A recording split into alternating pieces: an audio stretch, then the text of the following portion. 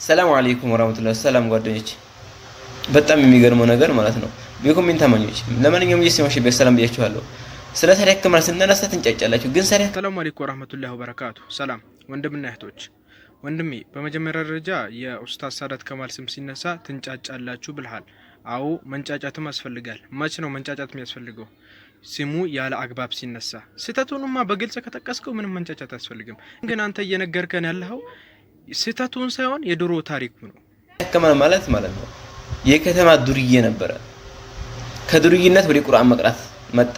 ምንም ሱራት የማይሰግድ ሰው ነበረ፣ ጠይቁት።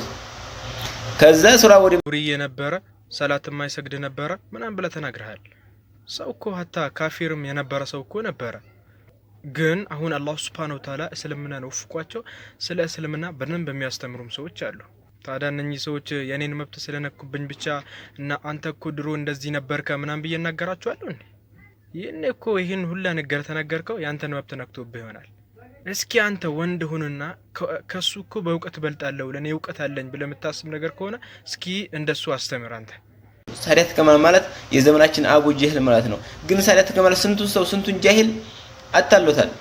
ስንቱን ጃሂል በአሁን በሳዑዲ አረቢያ ያለ ጃሂል ያለ ሁሉ ጃሂል ሁሉ ምንም ማያውቀው ወላሂ በስ ተሸውዷል። ሳዳት ከማል ማለት የዘመናችን አቡ ጀህል ነው ብልሃል። ወላሂ አላህን ፍራ።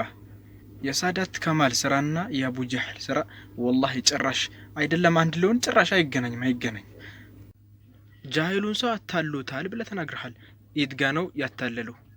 ምን ብሎ ነውስ ያታለለው? በአላህ ላይ አታጋሩ፣ ይሄ ሽርክ ነው፣ ይሄ ቢድዓ ነው ብሎ ስለተናገረን ያታለለው? ምን አይነት አስተሳሰብ ነው?